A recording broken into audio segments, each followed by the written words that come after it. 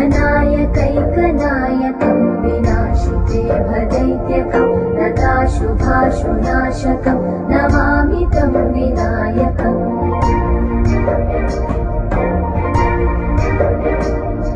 न ते तरातिभीकरं नवोदितार्थभास्वरं न मत्सुरादिनिर्जरं न ताधिकापदुद्धरम्